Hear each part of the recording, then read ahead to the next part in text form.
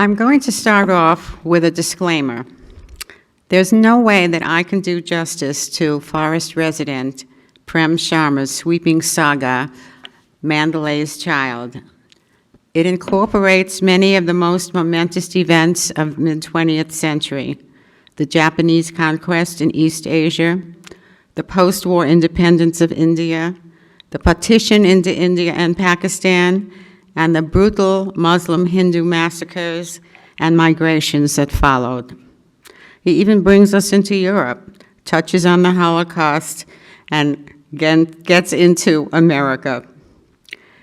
Swept up in these events is the family at the heart of the novel. Physician and widower Devi Lal, originally from India, but living and practicing in Burma. His son Hari, his daughter Kinmay, married to Tim, an Irishman in the British Army in Burma, and their half Anglo-Burmese children, Sophia and Neil. The book begins in Mandalay, Burma. In October of 1941, Japan had already conquered Indochina and occupied all of China's ports. All sea and air travel from Burma had been cut off. By February of 1942, Japan had also invaded Burma. I wish I could do justice to the wonderful character portrayals, the cultural descriptions, and the full sweep of the events. But time requires me to pick and choose, and I have chosen to concentrate on the family's perilous escape from Burma to India. It begins when Devi Lal has a meeting with David O'Connell, the British Deputy Commissioner in Burma. Devi Lal tells David that, as you know, Kinmay took the children up north to Midkana. I want them to wait out the war there. Do you have any information on how the Japanese have treated civilians, especially those who are British or of mixed parentage? From the intelligence reports that have come in, it appears that Japanese are treating prisoners of war very brutally, and they have not spared European women and children either, and have put them into POW camps. My advice to you, Devi Lal, is to get Kinmay and your grandchildren out of the country. Toungoo was bombed yesterday, and it could be our turn here in Mandalay any day now. You don't think they'll be safe in Midkana? David O'Connell sighed. My friend, I'm afraid we've already given up Burma to the Japanese, he said, lowering his voice. The invincibility of the British Empire seems to have been just a myth. It's embarrassing, but we'll be pulling out of here to establish French defense lines all the way back to the Indian border. That's such a pity, David. But how can we leave the country when Rangoon is almost lost? From the news I hear, the Japanese also control all sea lanes out of Burma. Well, that's true, my friend. Going out of Rangoon by sea or by air is out of the question. I'm suggesting you consider taking your family overland to India. Overland? Devi Lal asked aghast. There's no road between Burma and India. There are impregnable jungles and major mountain ranges between the two countries. That's correct, Devi Lal, but a supply route has been carved through the jungles and over the mountains. With the port of Rangoon closed, any fresh troops and supplies coming to Burma have to use this route. The fact of the matter is, this is the only avenue now available for anyone to escape Burma, O'Connell answered with resignation. But how will we find our way, David? How can I ensure that my family will be safe? Give me a couple of days, Devi Lal. I'll gather some information and bring it to you one evening after work. 2 days later, true to his word, David O'Connell visited.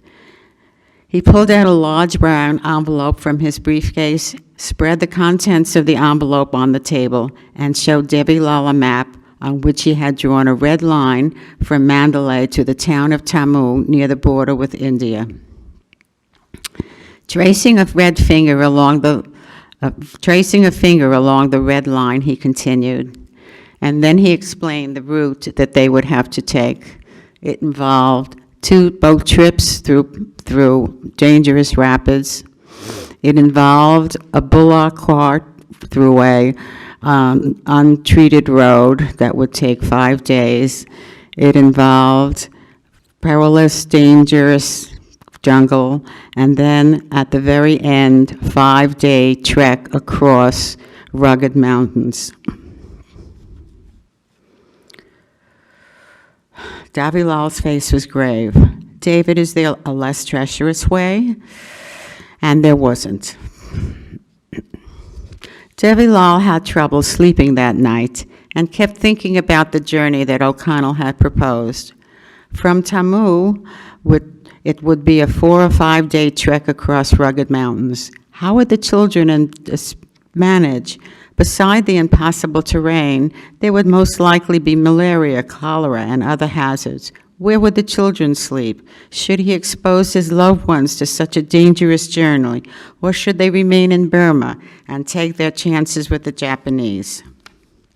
The next day at the clinic, he attended to his patients, but his mind was preoccupied. It looked as if they had no choice, or did they? What if they all went up north? Was there even a slim chance that the British would be able to save a part of Burma? He was relieved when the last patient had been examined and he was able to drive home. Leaving Mandalay was going to be so painful for all of them. This was their home. This is where their friends lived. There were too many memories to just walk away from.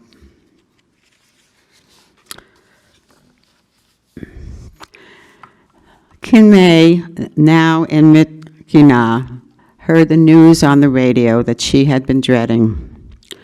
Mandalay had just been bombed.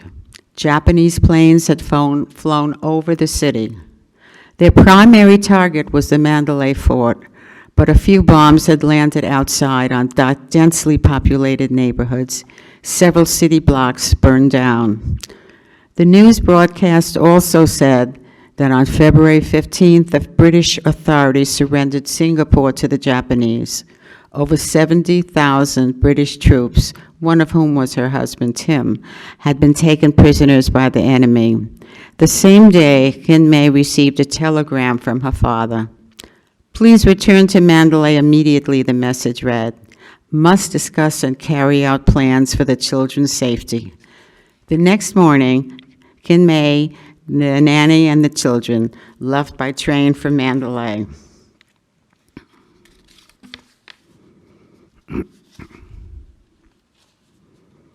That evening, they loaded 2 cars with their meager belongings that they were able to take. The next morning, each member of the family was preoccupied and hardly spoke as they prepared to leave.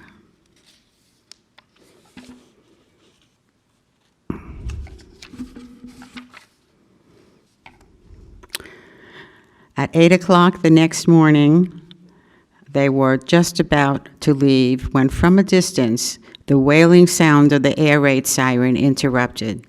The chilling warning had begun just as the grandfather clock in the hallway finished striking 8. Devilal and Hari quickly urged everyone to get into trenches. The faint drone of airplanes could now be heard clearly. They all huddled together, looking up at the cloudless blue sky. Suddenly, a thunderous explosion shook the ground, and Sophia screamed in terror. Devilal put his arm around her and drew her close. Then another explosion, followed by a series of ear-shattering explosions, came from the direction of the river, each sounding closer. "Dear God, please protect us," Devilal prayed. Bombs were now falling all around them and sounding terrifyingly close. Sophia started weeping. A house immediately behind theirs received a direct hit and exploded with a thunderous roar. Devilal looked up and, to his horror, saw smoke coming out of one of the upper rooms of their house. A loud explosive sound came from the direction of the house. Devilal and the others turned to stare in stunned silence as their home was now burning furiously. Tongues of angry red flames lashed out, and even from this distance, they could feel the intense heat of the fire. Smoke billowed high above in dark clouds. Tears filled Devilal's eyes. 14 years of loving memories were being destroyed before their eyes, and it hurt so much. Kinmei came out of the car and stood next to her father. She placed a hand on his arm. She too wept as the raging inferno engulfed their home. The bombers fled left, their gruesome task accomplished. The all-clear siren sounded. "Come, it's time we leave," Devilal finally said with a sigh. "There isn't much we can do here." After one last look at the destruction of their home, they climbed into the cars and drove out of the gate to begin their trip to India.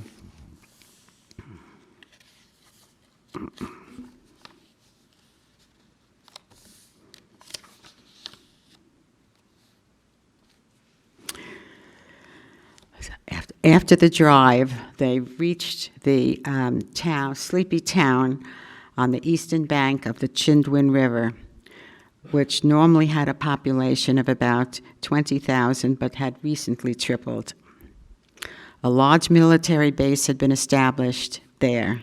Thousands of refugees trying to escape to India had arrived from Rangoon and other cities. Most were British, but there were also large numbers of Anglo-Burmese, Anglo-Indians, Indians and Burmese, all hoping to receive permits to travel by the European route, which was the better of the two routes that only European and half Europeans could use. As I mentioned, the two children were Anglo-Burmese.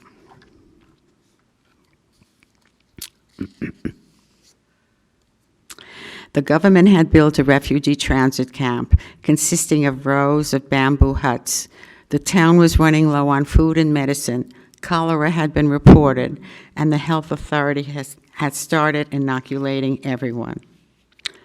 The family spent several days there, getting necessary permits and inoculations, and selling the cars that they had driven, and getting additional supplies.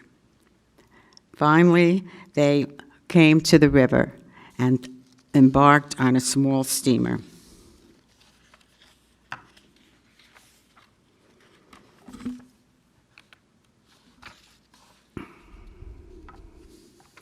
The steamer left the village of Kin at 8 and powered its way north for about 10 miles, negotiating several bends in the river. The current was very strong, and several times it seemed as if the boat would not make a sharp turn and instead crash into overhanging rocks. It somehow managed to stay clear and move forward.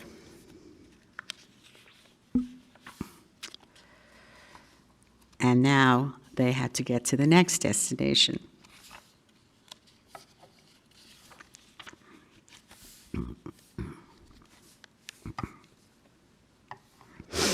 At the next camp, Devilal encountered the camp supervisor. "Come in, doctor. Come into my office." He offered them the two rickety wooden chairs in front of his cluttered desk. "You must be traveling to India," he said, collecting several files from his desk and stacking them on the floor behind him. "Yes, we were attempting to get to India and will appreciate whatever you can do to assist us," Devilal said, sitting down on one of the chairs. "I'll be pleased to help you," Termikaral said, taking the map from his desk drawer and place it on the table. "Let me show you the route you'll need to follow to get to the border, doctor. Here's the town of Tammu on the border with India. As you see, it's quite some distance north of Kalawa and to the west of us. This high mountain range runs north-south between here and Tammu and is very difficult to cross. This is the Kabur Valley, and as you can see, it runs north-south between this mountain range and another to the west of it. The best way to get to Tammu, then, is through this valley. Although almost totally covered with malaria-infested, dense jungle, there is a narrow bullock cart trail that runs the entire length of the valley." Devilal studied the map carefully. "How do we get to the valley from here?" he asked. Pointing at a thin brown line, Tommy Carroll continued, "There's a narrow gorge that runs west from Callawat to the village, to the next village, and the tributary of the Chinwin flows through the gorge. As you can see, the Cabo Valley starts just north of the village. The tributary has two sets of treacherous rapids, but the local boatmen are able to pull their boats through it. Although the gorge is only 15 miles long, the trip will take a day and a half. The boats stop overnight on a sandy beach a little way beyond the halfway point." Well, they leave that camp. And as you can see, I'm interspersing some of my own commentary with reading from the book, so that way we can move this along. Otherwise, I would be reading you until dinner time tonight. They leave the camp, and then additional refugees join them. And Devi Lal hires the boats and the boatmen to get through this gorge and its dangerous rapids. After a terrifying 2-day journey, with the boat slamming against sheer granite walls and bouncing from one rock to another, they reach the next camp. Once again, Devi Lal meets with the camp supervisor.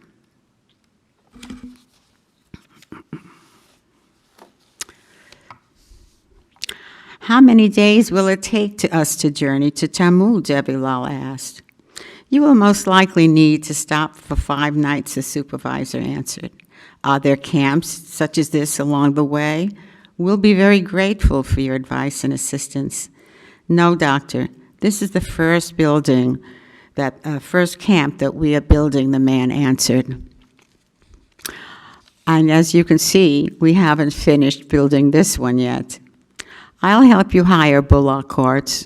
During the middle of the day, it gets extremely hot in the valley, so the bullock carts usually leave early and then stop for 2 to 3 hours during the middle of the afternoon." "Will it be safe for the women and children to sleep on the carts along the way?" Hari asked. "They will have to manage as best as they can," the camp supervisor answered. "You must post guards.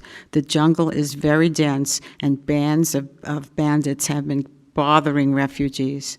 "Thank you very much for the information," Devi Lal said. "I'll be very grateful if you could arrange for bullock carts for our party." By this time, many other refugees had joined them. "We are a total of 36 men, women, and children. We also have our food supplies and other luggage. If possible, we would like to leave tomorrow morning."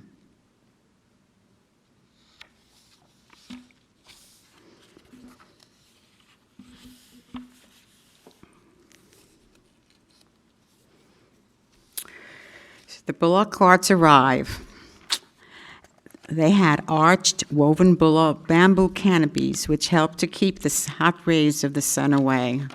But there was barely enough in the middle, behind the driver, for 3 people to sit cross-legged, and 2 more could sit with their feet dangling over the rear. With their luggage occupying some of the space, the refugees rode crammed, sitting on the hard wooden floor. Compared to the boats, the ride in these carts was hell. The narrow, uneven dirt path consisted of 2 ruts carved out of hard ground by the wheels of the carts and the hooves of the bullocks pulling them.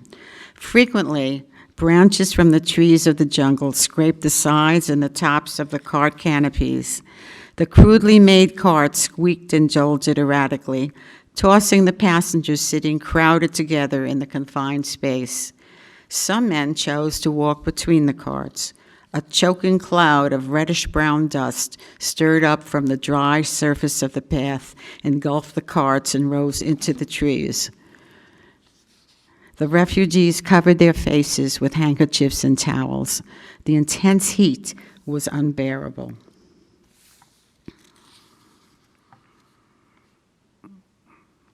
Darkness came quickly, and a few kerosene hurricane lanterns provided meager light.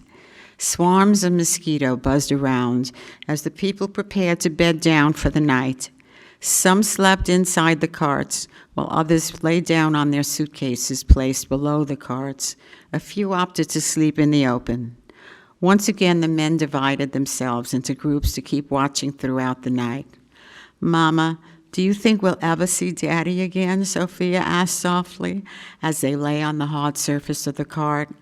Gunmei caught her breath. The same thought had occurred to her moments earlier while she said her prayers.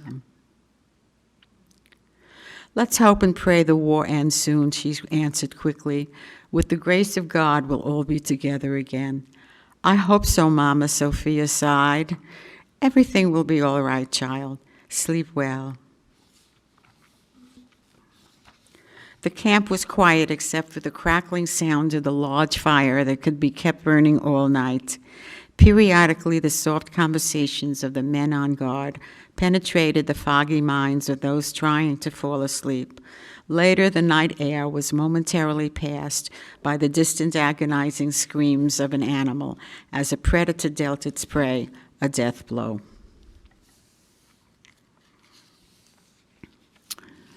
The next morning, one by one, the carts rolled out of the camp. The bullocks were rested and moved briskly. The rest of the morning passed uneventfully, and they stopped during the hottest part of the afternoon. The carts started moving again around 3 o'clock. After traveling for about 2 hours, they arrived at a small clearing. "We'll camp here for the night," Og Tin, the lead driver, announced. "We have plenty of water." "Why are we stopping here?" Devi Lal inquired. "The supervisor of the camp told us we were to spend the second night in the village of Kantha." Og Tin started unhitching the cart. Averting his eyes, he answered, "Kantha is a full hour's ride away. This is a good spot, sir." The other drivers started unhitching their bullocks. "I don't like this place," Devi Lal confided to Hari. "The clearing is too small. No more than half of our carts will fit here." "Og Tin, this place does not look safe," Hari told the head driver. "We should go on to the village." No, it's quite all right, sir," the man answered, shuffling his feet. He then walked over to where some of the other drivers were standing and started talking to them in a quiet voice. "They're hiding something from us, Dad," Hari said softly. "We must find out what it is." Sher Khan, their servant, had joined them, and the 3 men walked over to the cart drivers. "Look, Og Tin," Devi Lal spoke sternly. "What are you hiding from us? Tell me what it is, man. Speak up." Og Tin appeared very uneasy and looked at his companions, a troubled expression on his face. "Forgive me, sir, forgive me," he blurted out. "My fellow drivers and I have done wrong. We were ordered by a gang of bandits to stop here tonight. We are simple, poor villagers," he moaned. "They have threatened to burn our village and kill all of us if we do not cooperate. May Lord Buddha forgive me for my sinful deed, but we're very afraid of them. They are many in number and have guns." Devi Lal's initial reaction was that of anger, but then he realized that the villagers were at the mercy of the bandits. "Do you know when and from what direction they plan to attack?" he asked patiently. "Sir, they will be coming down from their hideouts in the mountains to the west," the driver answered softly. "They will cross the stream and attack after everyone in the camp is asleep." "How many men do you think there will be?" Hari asked angrily. "About 20 or so, sir. They'll have guns and some may be on horseback." Devi Lal's voice was now calm. "What do the bandits expect you and the other drivers to do?" "We are supposed to go back and stay behind the last cart," Og Tin said, pointing to the rear of the column of carts.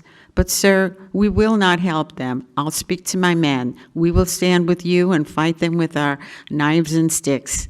"No, that won't be necessary," Devi Lal answered. "You people have to live here.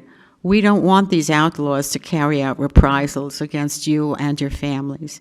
You've been helpful by warning us. We'll try and fight them ourselves." Well, I will just tell you that their party is rescued at the last minute when an English inspection party arrives, and except for a near encounter with wild elephants the rest of the journey, though excruciatingly uncomfortable, the rest of the bullock cart trail is relatively uneventful.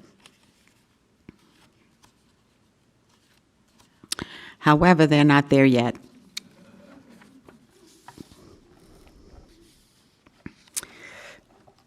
Late that evening, the 52 bullock carts rolled into the town of Tamu and proceeded toward the refugee camp.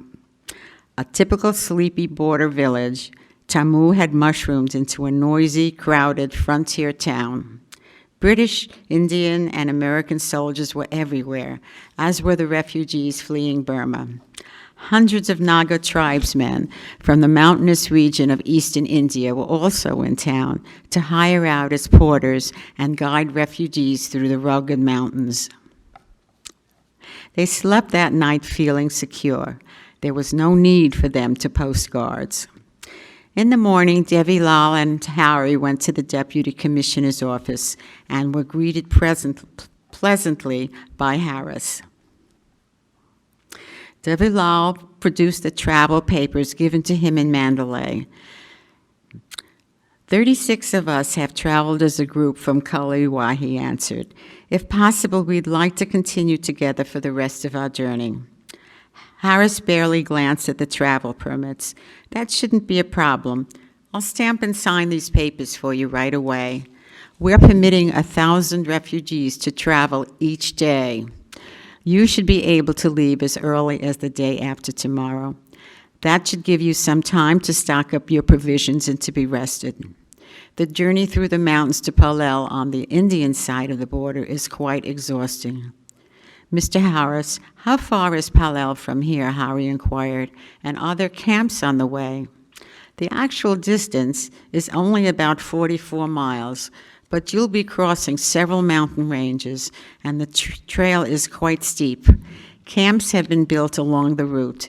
You should be able to stay in them at night. My office will assign you the required number of Naga coolies, as well as any chairs you may need. Back at the camp, Devi Lal and Harry discussed the plans for the journey to Palel with the family and the other refugees. I'm not riding in a cart, Nana, Sophia objected. You've told me before that girls can do anything they want. Well, if you, Uncle Harry, and Neil walk, so can I. I don't need a chair either, Kin May added. Sitting in the bullock carts for the past 5 days was enough for me. All right, ladies, Debbie Lal acquiesced. We'll order only one chair for Martha, an elderly lady who was accompanying them. The head coolie, Suraj, gave a signal, and the coolies lined up in a row behind him. We are ready, sir, he told Devi Lal. We're ready to take you to Palel. Devi Lal nodded. Suraj raised his voice and said something in the Naga language. The coolies slowly marched out of the camp in single file. The refugees followed to begin this, perhaps the most arduous part of their journey.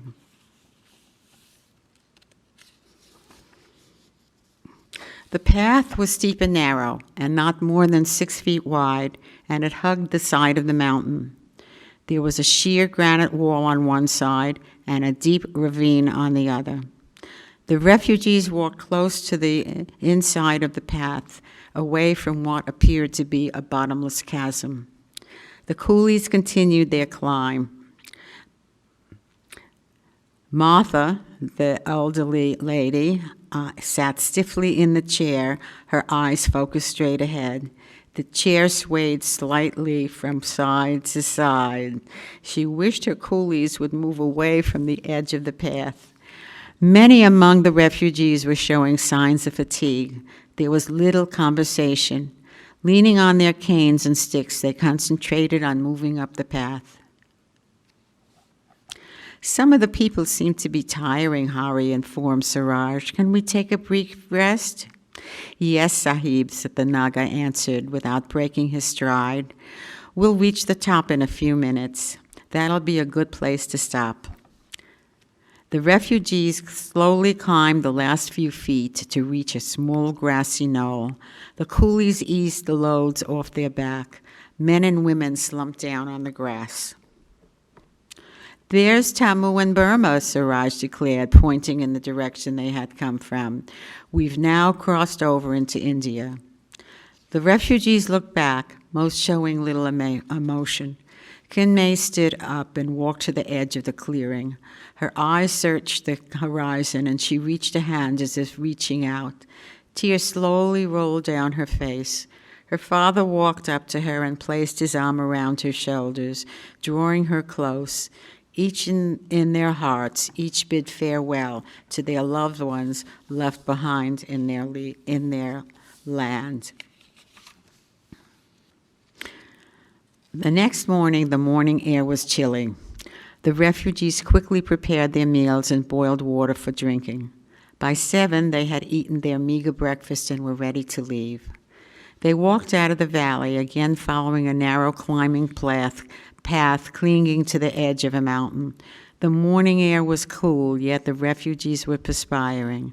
After climbing for almost 2 hours, Siraj called a brief rest. The refugees slumped down in the middle of the path. The sun was now high in the cloudless sky, and the air had turned warm. The valley below was very quiet. Except for an eagle lazily soaring against the deep blue sky, nothing stirred. The mountains looked like a brightly colored, delicate painting. Sophia followed the eagle's flight through half-closed eyes as she lay on the ground, inhaling deeply of the sweet pine and the eucalyptus-scented air. I wish I could fly and soar with the eagle. I glide through the air and look down upon the mountains, valleys, and streams. Meanwhile, Siraj explained to those present, this particular day's march to the next camp is the longest. There's no water available on the way. The sun beat down upon them. The coolies labored under their loads. The refugees panted and sweated as they slowly inched their way up the mountain. Thirst was becoming a particular woe. Oh, it'll be wonderful to reach the top, Sophia exclaimed. Yes, it'll be great, her mother added. Let's hope this is the last mountain we have to climb. Sophia ran up ahead. Oh no, she moaned, reaching the top. There are more mountains ahead of us, Mama. 2 more days of walking after this, Hari said, and we'll be in Palel. The trek down to the next valley was particularly tiring. I wish there were a cloud or 2, Kinmei said. An elderly Indian refugee stumbled and fell and lay on the path, gasping. 2 other men quickly went to his aid. They lifted him and put his arms over their shoulders, helping him to walk. The water was now all gone. Throats felt raw. Their bodies ached. Finally, mercifully, they reached the valley floor.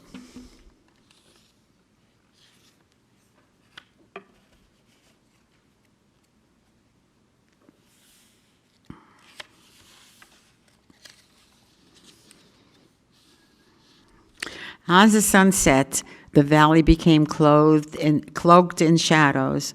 Another large group of exhausted refugees arrived. They looked at the inhabitants of the camp with curiosity. Surprised by the almost festive mood of this group of Asians and Europeans who seemed to be behaving like one big happy family.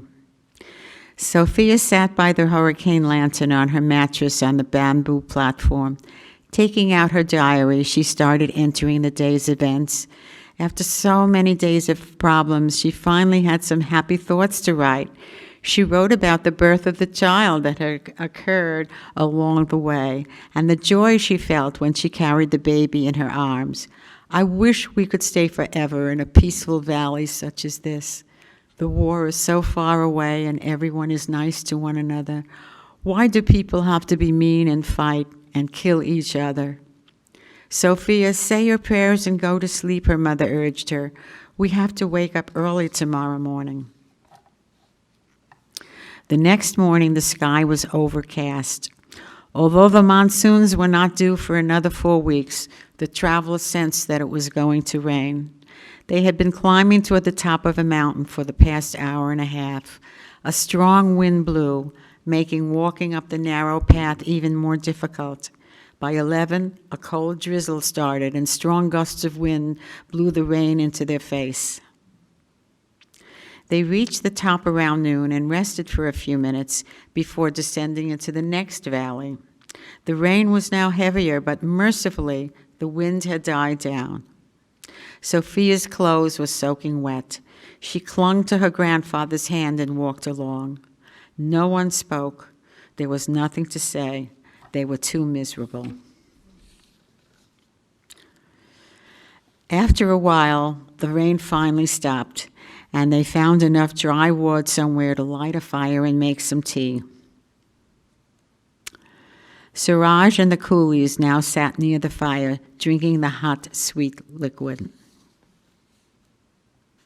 Dr. Sahib, tomorrow late in the afternoon we'll be in Palel, Suraj said, smiling.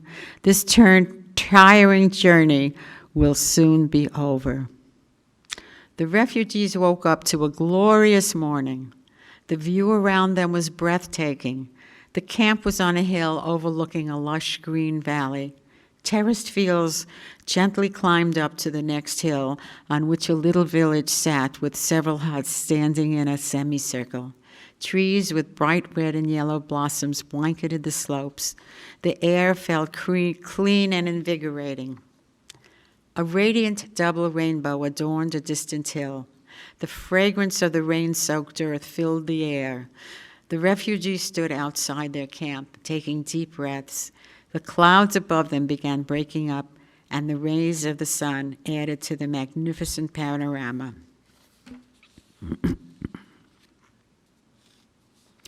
The clouds gradually disappeared. The rays of the sun warmed the chilled refugees as they marched along through the valley toward the next hill. After an arduous climb, they reached the top of the hill, and Suraj called a brief stop. The ground around them was still wet and muddy, so they rested standing up. Looking ahead, Devi Lal asked Suraj, "Are there many more hills before we reach Palel?" "Just one more hill to cross, Dr. Sahib. We may encounter some difficulty in the last valley, though. Water gets trapped there when it rains heavily. If the water across the path is too steep, we may have to wait for it to drain away." Suraj, going down the hill was once again difficult and dangerous. The path was covered with slippery, slushy mud, which occasionally sucked off the shoes from the feet of the travelers. Since they had walked with wet shoes for some time, many had open sores on their feet. Some removed their shoes and walked barefoot.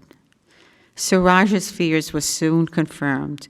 The path was blocked by a pool of muddy water that had accumulated at the bottom of the valley.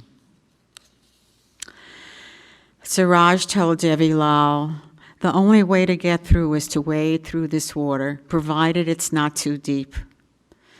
"I'll try to go across, Dr. Sahib. I'll see how deep it is." The refugees watched anxiously as Suraj stepped into the muddy water and slowly started feeling his way across with his feet. By the time he had gone a third of the way, the water was up to his waist. Raising his arms above his head, he kept moving. When he reached the middle, the water came up almost to his chin. Soon he came out on the opposite side and started slapping his legs. "Leeches," he yelled back. "We can cross, Dr. Sahib," he announced. "We'll have to bring the luggage on the chairs. The women and children will all have to be carried out." Devi Lal had given the coolies several matchboxes, and the coolies used the matches to burn off the leeches attached to their body. It took over 2 hours for all of the refugees and the last piece of luggage to be taken over to the other side. The exhausted coolies stood leaning against trees and boulders. After just a brief rest, they picked up their loads and once again started climbing the next hill. The refugees trudged along, wondering when would this ordeal end. Exhaustion had numbed their bodies. Their minds were confused. It was late in the afternoon when the refugees crested the hill. They looked in disbelief.